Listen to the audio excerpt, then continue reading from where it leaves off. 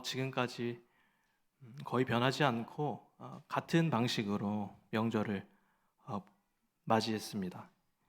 물론 할아버지 할머니께서 돌아가셔서 조금 분위기가 달라지긴 했지만 그래도 제가 태어나고 지금까지 자라날 때까지 거의 변치 않고 저의 명절의 방식은 거의 비슷하게 흘러갔습니다.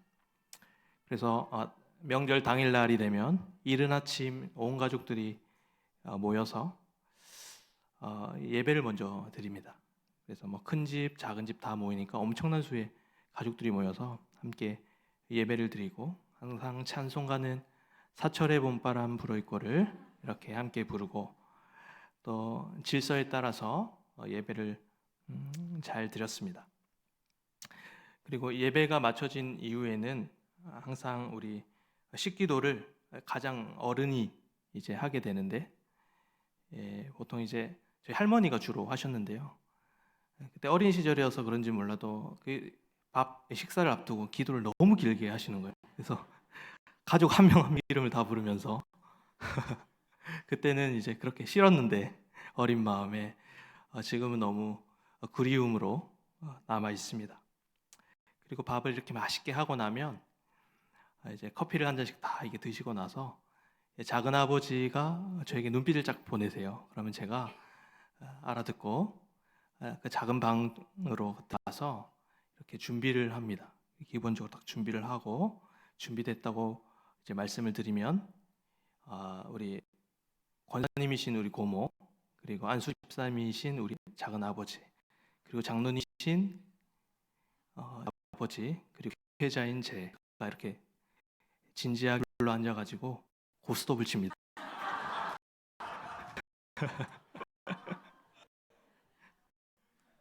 그래서 너무 재밌어서 시간 가는 줄 모르고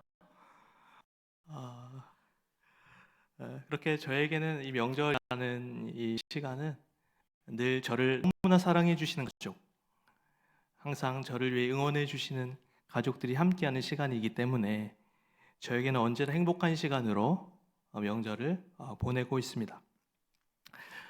또 한편으로는 제가 장모님 댁에 이제 엊그제 다녀왔는데 이렇게 저희 딸과 함께 이렇게 산책을 하는데 그 전화를 하면서 막 고래고래 고성을 치면서 싸우고 계신 거예요. 그래서 들으려고 들은 건 아닌데 그랬더니 이제 한 중년의 여성분이 자기 친오빠와 이렇게 격렬하게 싸우고 있는 그런 통화를 제가 들었습니다. 그래서 기분이 안 좋아서 아무 데도 가지 않고 이렇게 집에 있을 거라고 하면서 전화를 끊는 것을 보게 되었는데 좋던 그리고 싫던 이 가정은 항상 우리에게 많은 영향을 가져다 줍니다. 인생에서 가장 심한 상처를 받게 되는 것도 가정이고요. 그리고 인생에서 가장 많은 사랑을 받는 것도 가정이기 때문에 그렇습니다. 그래서 하나님께서는 이 가정이라는 제도를 직접 세우시고 당신의 나라를 이뤄가시는 가장 중요한 역할을 하게 만드십니다. 하나님 자체가 성부, 성자, 성령 하나님의 공동체성을 가지고 있으시기 때문에 하나님의 형상으로 만들어진 인간도 결국 공동체성을 가질 수밖에 없는 존재입니다. 그래서 하나님께서는 남과 여 각각 성별에 다르지만 남과 여 둘이지만 하나가 되는 신비의 연합을 이루게 하셔서 가정을 세우시고 그 가정을 통해 하나님 나라를 이뤄 가십니다. 그래서 성경에 보면 우리가 완성된 하나님 나라는 마태복음에서 얘기하는 거기는 장가도 없고 시집도 없다라고 이렇게 표현하고 있는데 그러니까 이제 남자와 여자가 이렇게 연합하듯 친밀한 관계가 온 나라, 온 백성들이 그러한 신비한 연합을 가지게 된다라는 것이죠. 그래서 모두가 부부와 같이 친밀함을 누리면서 살아가게 되는 것이 하나님 나라의 모습이라는 것을 우리에게 알려주고 있습니다. 그래서 우리가 아담과 하와가 서로에게 했던 고백이 있지 않습니까? 너는 내 뼈 중에 뼈요 살 중에 살이라고 하는 이 표현은 사실은 부부와의 관계만 쓰는 것이 아니라 이 고백이 온 하나님 나라의 모두가 사용될 수 있는 연합된 한 몸으로서 쓰는 표현이어야 합니다. 그래서 이 아담과 하와에게만 국한됐던 이 뼈 중에 뼈요 살 중에 살이라고 하는 이 신비의 연합의 한 몸을 이루는 이 고백의 신비가 사실은 우리 모든 하나님 나라 가운데 고백되어야 하는 고백으로 확장되어야 한다라는 사실입니다. 그래서 이 내 뼈 중에 뼈요 살 중에 살이라는 표현은 부부만 쓰는 것이 아니라 조금 민망하지만 옆에 계신 분들과 한번 이렇게 인사 나누셨으면 좋겠습니다. 당신은 내 뼈 중에 뼈요 살 중에 살이십니다 라고 표현해.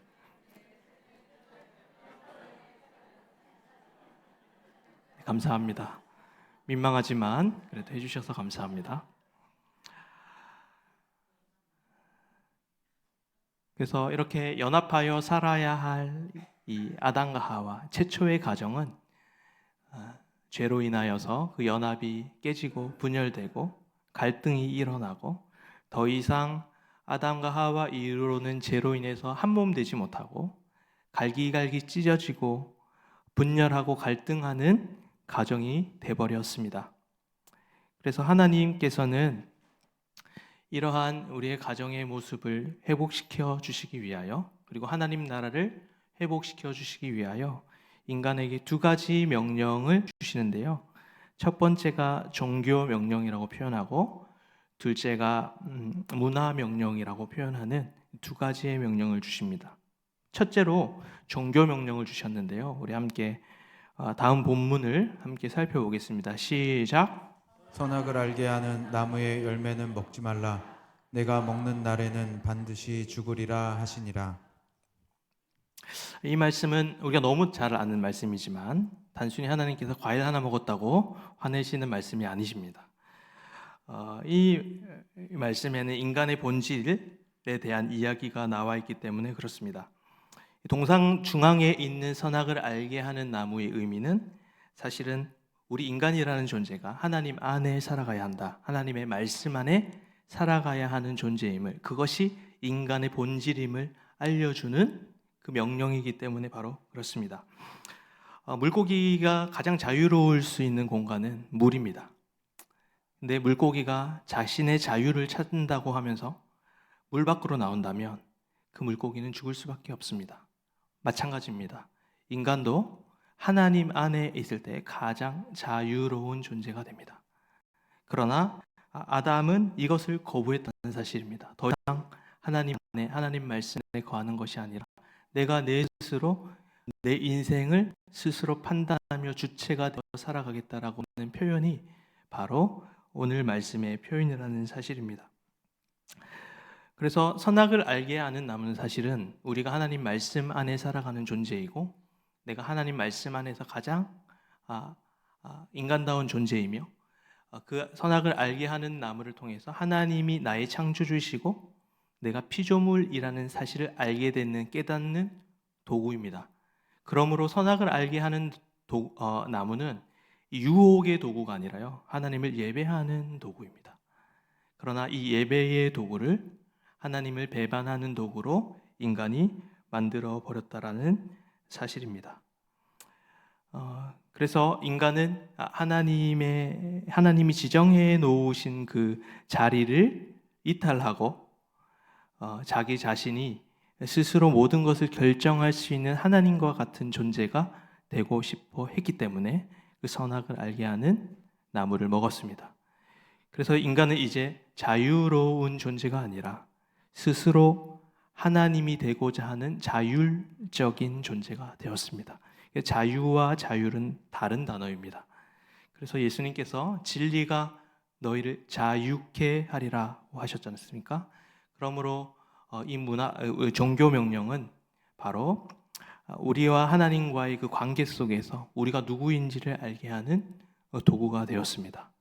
두 번째 명령은 문화 명령입니다. 함께 말씀을 읽겠습니다. 시작. 하나님이 자기 형상 곧 하나님의 형상대로 사람을 창조하시되 남자와 여자를 창조하시고 하나님이 그들에게 복을 주시며 하나님이 그들에게 이르시되 생육하고 번성하여 땅에 충만하라. 땅을 정복하라. 바다의 물고기와 하늘의 새와 땅에 움직이는 모든 생물을 다스리라 하시니라. 이 말씀은 이제 흔히 우리가 문화 명령이라고 하는 그 하나님의 명령입니다. 이 구절이 뭐 다양하게 해석될 수 있겠지만 주로 이 말씀을 우리가 이 하나님 나라를 확장한다라고 얘기를 할 때, 그리고 우리의 일상과 우리의 삶을 통해서 이 세상의 빛과 소금의 역할을 감당해야 한다. 그리고 일상 가운데 하나님 나라를 확장하자라고 할 때 이 명령을 많이 인용을 하면서 사용합니다.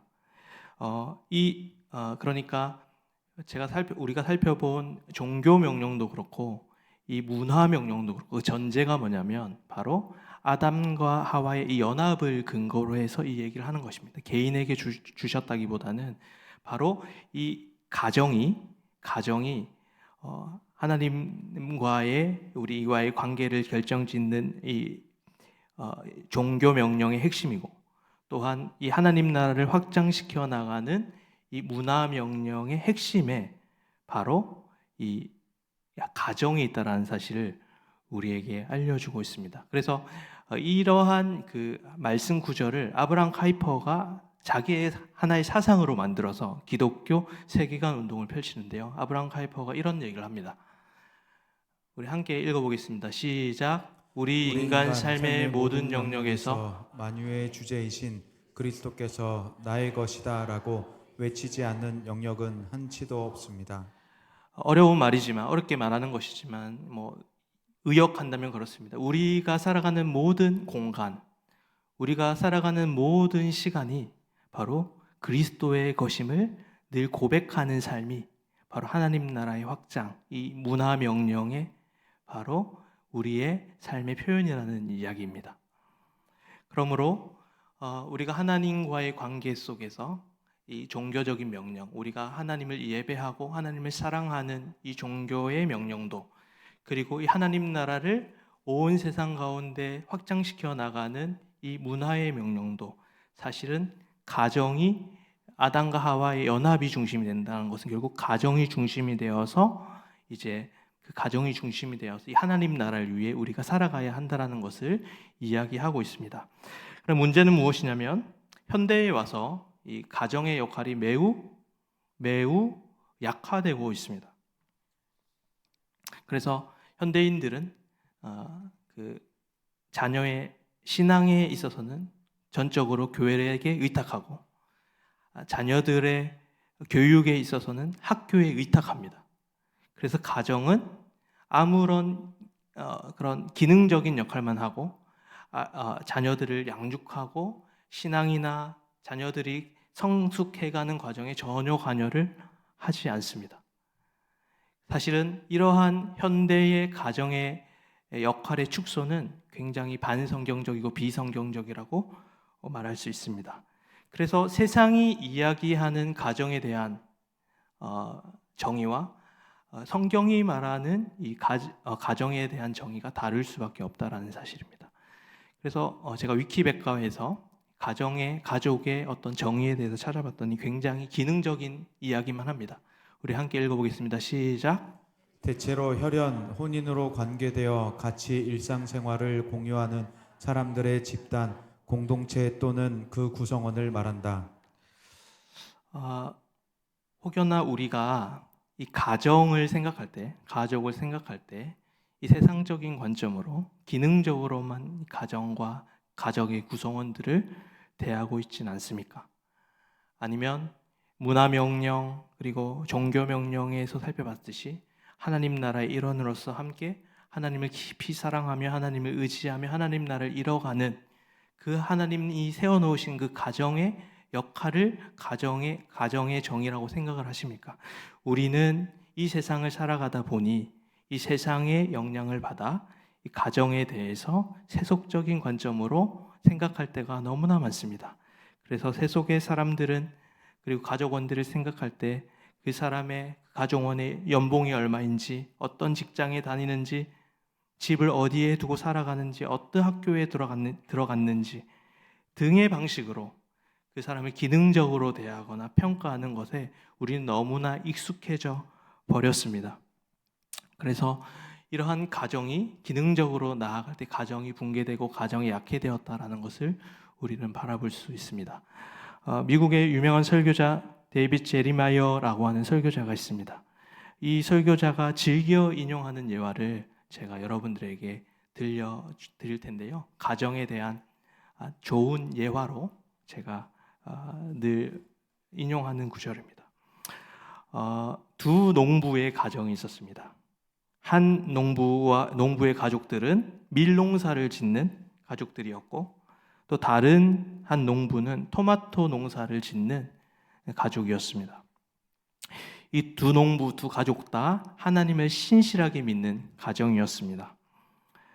그런데 이 두 가정 다 이 농사를 반드시 성공해야만 했습니다. 그래서 사활을 걸어야 했습니다. 왜냐하면 여기에 토마토 농사를 짓는 이 가정에는 아내가 휠체어를 타고 그리고 수술을 받아야만 하는 상황이었고, 이 농사를 망치면 그 수술을 할 수가 없는 상황이었기 때문이었습니다. 그리고 이 밀농사를 짓는 이 가정도 자신이 이 농사를 마치면 자신의 집을 다 내어주어야만 하는 열악한 상황에 처해 있었습니다. 그래서 이 두 농부의 가족들은 함께 이 두 농부의 가족들은 각자 자신의 집에서 하나님 앞에 기도를 드렸습니다. 밀농사가 잘 되기 위해서는 비가 많이 내려야 했습니다. 그리고 토마토 농사가 잘 되기 위해서는 비가 와서는 안 됐습니다. 그래서 밀농사를 짓는 농부 가족은 우리 모든 상황을 아시는 하나님께서 오늘 밤에 비를 내려주셔서 그래서 우리 가족이 살게 해주시옵소서라고 간절하게 기도했습니다. 하나님, 우리를 불쌍히 여겨주셔서 오늘 밤에 비를 내리게 해주세요. 간절히 기도했습니다. 또 한편으로는 토마토 농사를 짓는 가족들은 하나님, 우리가 1년 동안에 열심히 농사를 지었습니다. 내일 만약에 비가 온다면 우리 농사는 다 망하게 됩니다. 주님, 제발 우리의 아픔을 아시고 공경을 아시니 하나님, 우리의 기도를 들어주세요 라고 간절히 기도를 했습니다. 두 가족 다 기도를 하고 잠자리에 들었지만 그 누구도 잠을 이루지 못했습니다.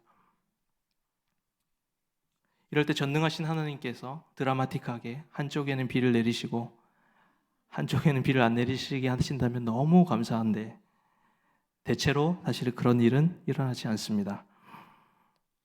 한참의 시간이 지난 후에 비가 내리기 시작했습니다. 밀농사 짓는 가족들은 자리에서 벌떡 일어나서 서로 얼싸안고 하나님 앞에 감사의 찬양을 드리기 시작했습니다. 춤을 추며 기뻐하였습니다.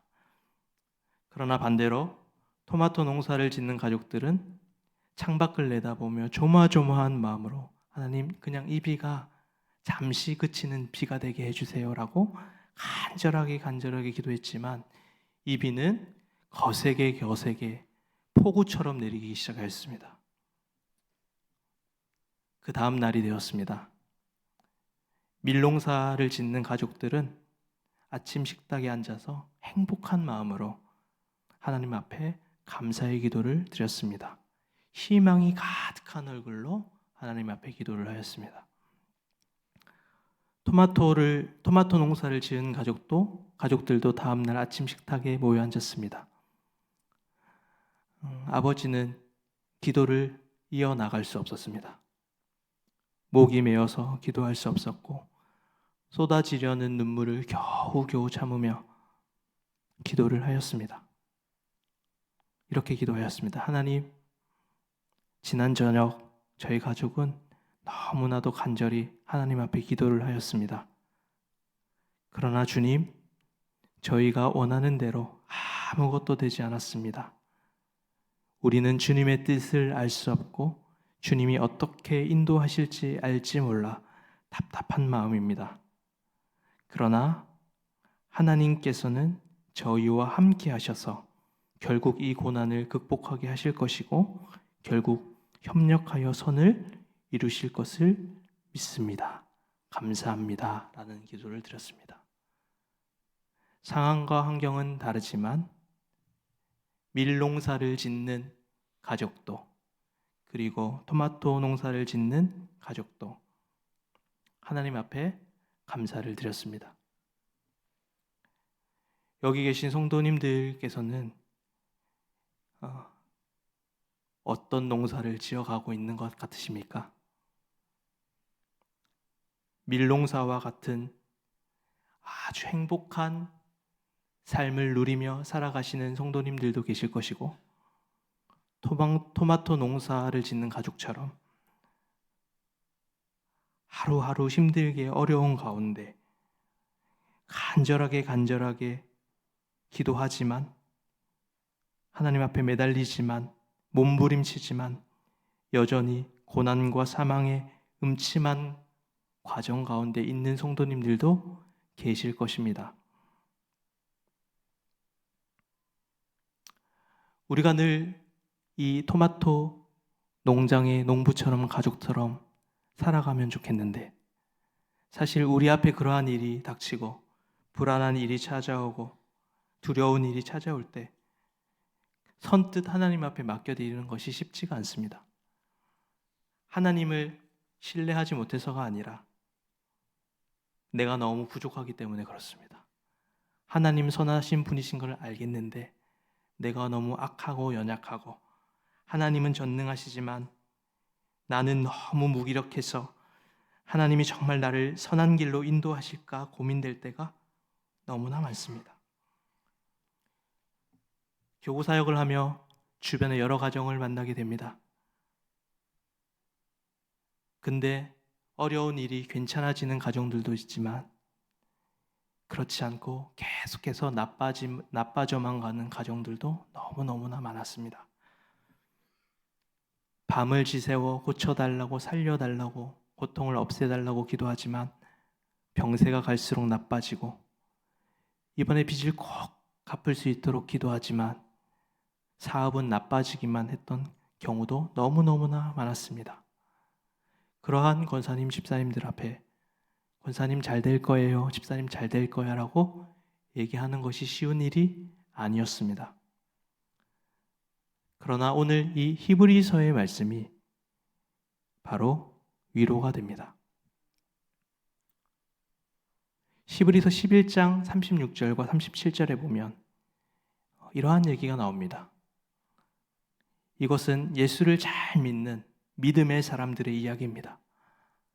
어떤 이들은 조롱과 채찍뿐 아니라 결박과 옥에 갇히는 시련도 받았고, 돌로 치는 것, 톱으로 켜는 것, 시험과 칼로 죽임을 당하고, 양과 염소의 가죽을 입고 유리하여 궁핍과 환난과 학대를 받았으니, 상황이 전혀 좋아지지 않았습니다. 그런데 이것을 바로 이어서 신자들이 이렇게 고백합니다. 그러므로 그러한 상황임에도 불구하고, 우리가 이 말씀을 함께 읽겠습니다. 시작. 그러므로 우리는 예수로 말미암아 항상 찬송의 제사를 하나님께 드리자. 이는 그 이름을 증언하는 입술의 열매니라. 네, 여기까지입니다. 왜 이들에게는 어려움이 있고 톱을 켜는 고통을 당하고 채찍질을 당하고, 그리고 양과 염소처럼 살집을 찾지 못하고 유리하며 살아가는데도 불구하고, 궁핍과 환난과 학대를 받음에도 불구하고, 어떻게 그러므로 예수로 말미암아 항상 찬송의 제사를 드릴 수 있는 사람들이 될 수 있었을까요?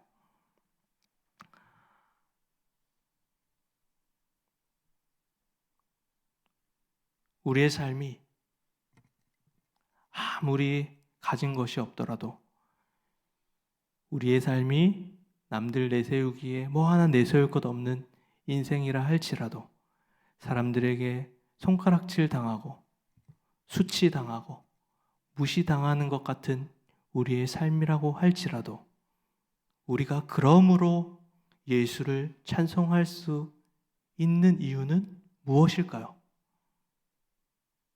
그것은 바로 14절에 등장을 하는데요. 우리는 여기에 있는 도성이 아니라 예수의 안에 있는 영구한 도성을 바라보는 사람들이기 때문입니다.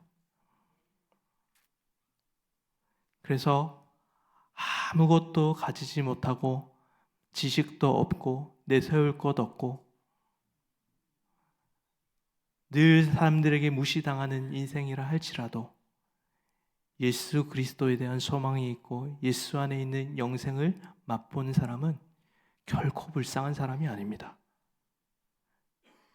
반대로 모든 것을 가지고 모든 것을 소유하고